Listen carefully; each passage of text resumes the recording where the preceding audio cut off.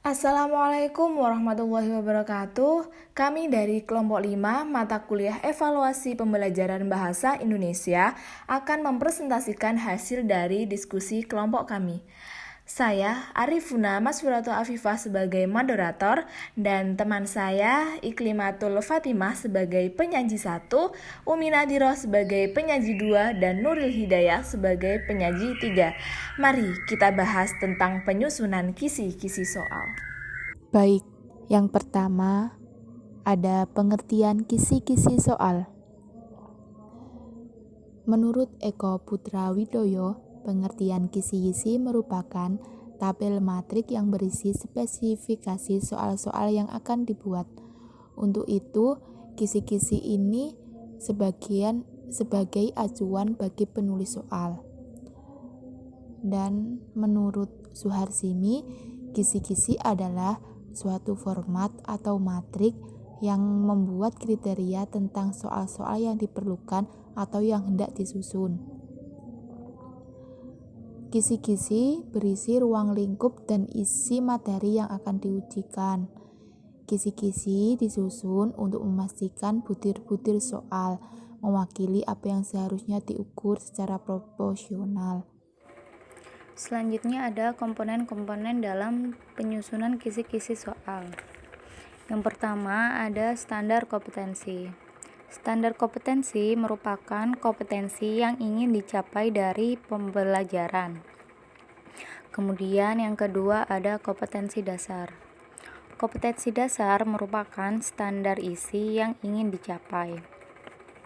Kemudian yang ketiga uraian materi. Uraian materi merupakan pokok yang mengacu pada kompetensi dasar. Kemudian yang keempat ada bahan kelas.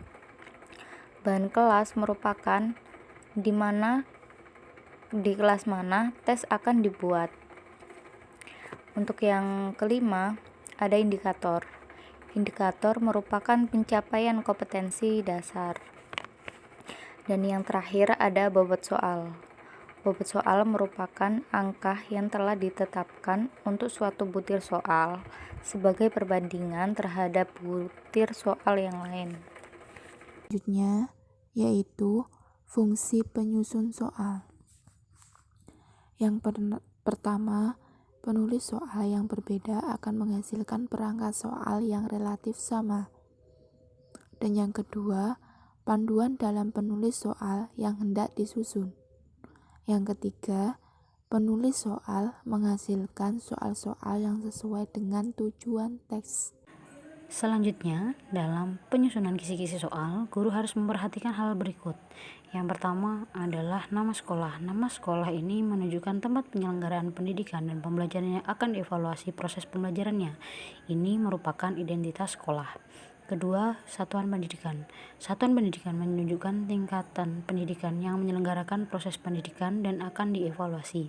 Satuan pendidikan ini misalnya SD, SMP, SMK, atau SMA.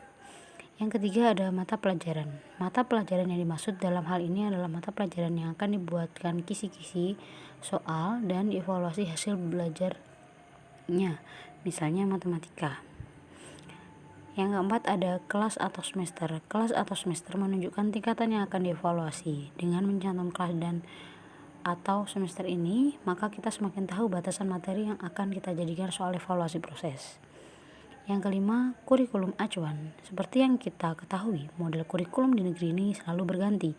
Akhirnya ada tumpang tindih antara kurikulum yang digunakan dengan kurikulum baru. Untuk hal tersebut, maka kita informasikan kurikulum yang digunakan dalam penyusunan kisi-kisi penulisan soal, misalnya KTSP.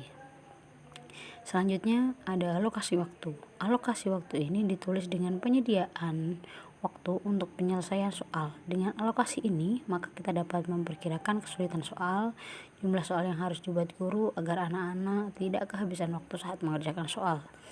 Yang ketujuh adalah jumlah soal. Jumlah soal menunjukkan beberapa banyak soal yang harus dibuat dan dikerjakan anak-anak sesuai dengan jatah alokasi waktu yang sudah dikerjakan untuk ujian bersangkutan.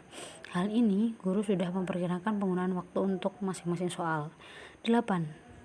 Penulis atau guru mata pelajaran. Ini menunjukkan identitas guru mata pelajaran atau penulis kisi-kisi soal. Hal ini sangat penting untuk mengetahui tingkat kelayakan seseorang dalam penulisan kisi-kisi soal. 9. Standar kompetensi. Standar kompetensi menunjukkan kondisi standar yang akan dicapai oleh peserta didik setelah mengikuti proses pendidikan dan pembelajaran.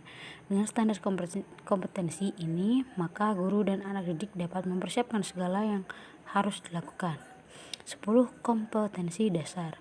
Kompetensi dasar menunjukkan hal yang harus dimiliki oleh anak didik setelah mengikuti proses pendidikan dan pembelajaran. Dalam penulisan kisi-kisi soal, aspek ini dimunculkan untuk mengevaluasi tingkat pencapaian. Selanjutnya ada materi pembelajaran.